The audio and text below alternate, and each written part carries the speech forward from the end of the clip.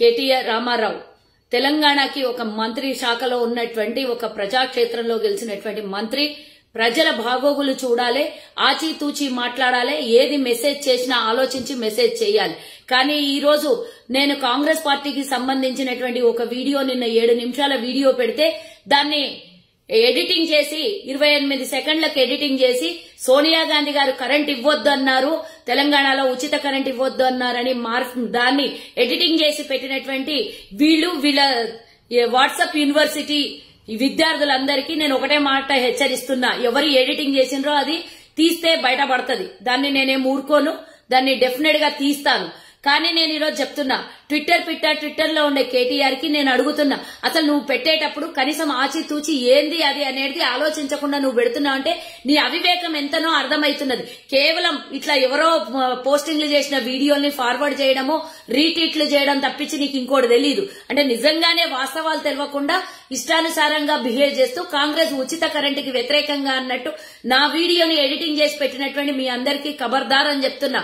Congress party line కల్వ Sujatha ఎన్నడూ line దాటలేదు. Congress party చేసినటువంటి ఉపాధుల గురించి, కాంగ్రెస్ పార్టీ తెలంగాణకు దేశానికి చేసిన సేవల గురించే నేను ఎప్పుడు చెప్పినా.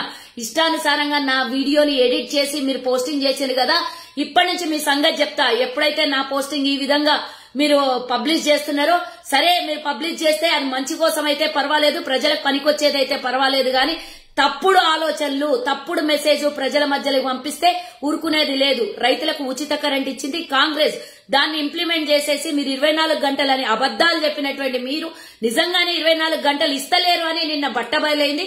మీరు చేసిన ధర్నా ఏందో నిన్న ట్రాఫిక్ వాళ్ళని అడిగితే తెలుస్తుంది. నిన్న ట్రాఫిక్ లో ఇరుక్కున్నటువంటి ప్రజల అవస్థల గురించి తెలుస్తుంది. దీని గురించి సోయి లేదు, దీని గురించి ఆలోచన లేదు.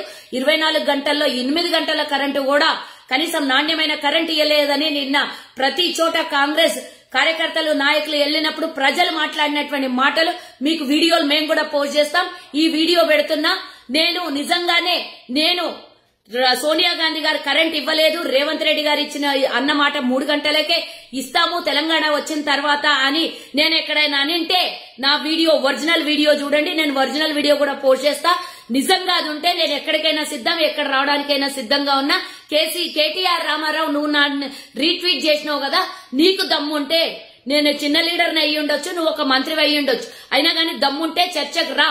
నేను మాట్లాడిన మాటలకి నువ్వు పెట్టిన విధానంకి దానికి ఏమైనా సంబంధం ఉన్నదా అని నేను అడుగుతూ హెచ్చరిస్తున్నా.